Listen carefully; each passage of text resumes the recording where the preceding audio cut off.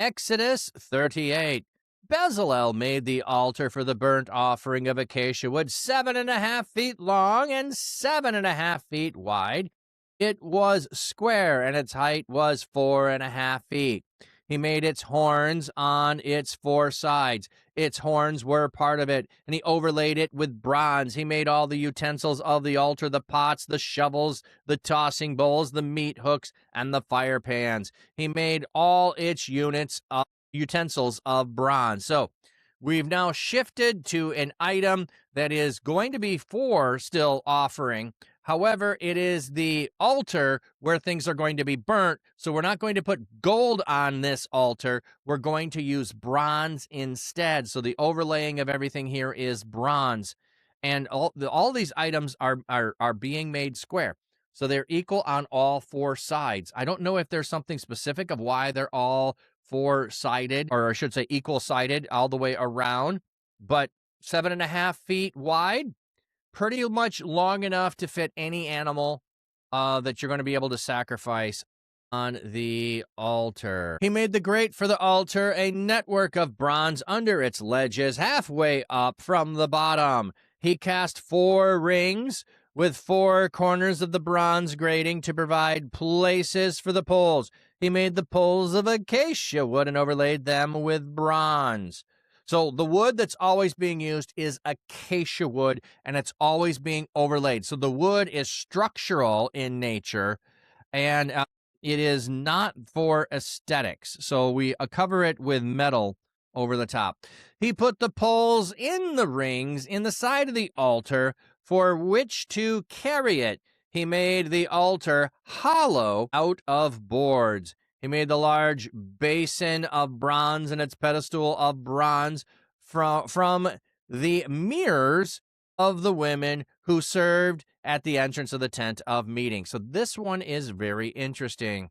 So here, this large basin is made from mirrors from the women who served at the entrance of the tent of meeting. The word serve is not the ordinary use. It means to serve in a host, especially in war. It appears that women were organized into bands and served at the tent of meeting. Driver thinks that this meant, no doubt, washing, cleaning, and repairing, but there is no hint of that.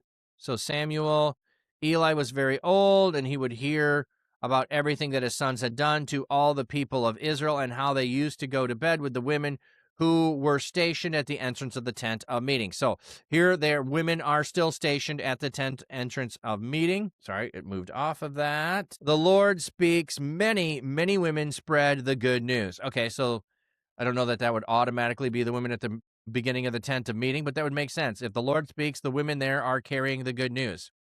So here, the women, so they're mirrors. So you have to think of ancient mirrors. Ancient mirrors are simply polished metal that can give you a reflection.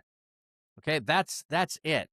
So I don't know if you've ever looked, I guess one way to think about it is if you ever tried to give your reflection in your car window, that might be close to an equivalent idea there. Now you have oats stuck in your head. Sorry, not sorry. Bezaleel made the courtyard. For the south side, the hangings of the courtyard were a fine twisted linen 150 feet long. So we started with the tabernacle. We went inward. Now we're going to the exterior courtyard. 150 feet long with their 20 posts and their 20 bronze bases with the hooks of the post and their bands of silver.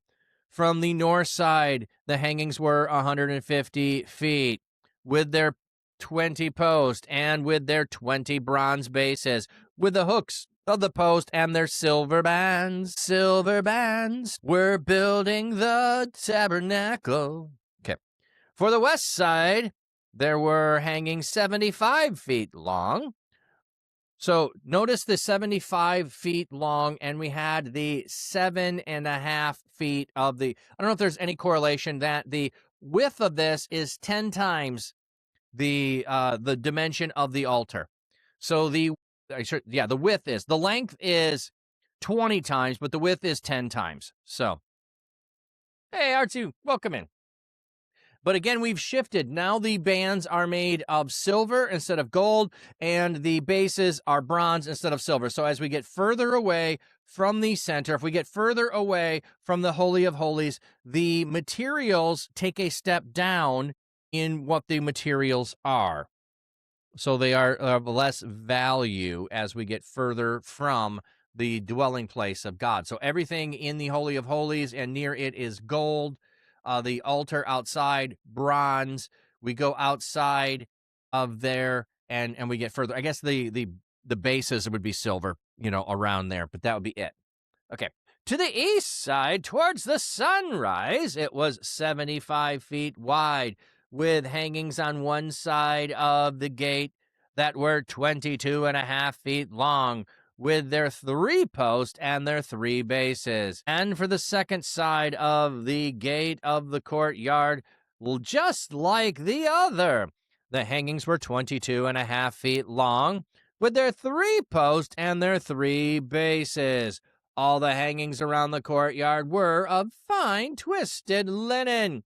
The bases for the posts were bronze, the hooks for the posts and their bands were silver. The tops were overlaid with silver, and all the posts of the courtyard had silver bands.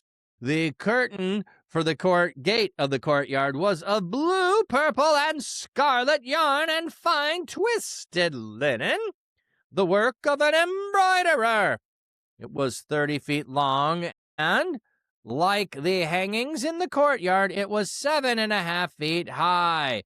The 4 posts and their 4 bronze bases, their hooks and their bands were silver, and their tops were overlaid with silver. All the tent pegs of the tabernacle and the courtyard all around were bronze. So, again, emphasizing that we are doing everything exactly to the instructions, the specifications. When we go back and we read everything that was the instructions, we are now seeing the building, they comply. They match 1-to-1. That's why we're going through all of these. This is the inventory of the tabernacle of testimony, which was counted by the order of Moses, being the work of the Levites under the direction of Ithamar, son of Aaron the priest. Now Bezaleel, son of Uri, the son of Hur, of the tribe of Judah, made everything that the Lord had commanded Moses. And with him Oholiab, son of Ahisamach,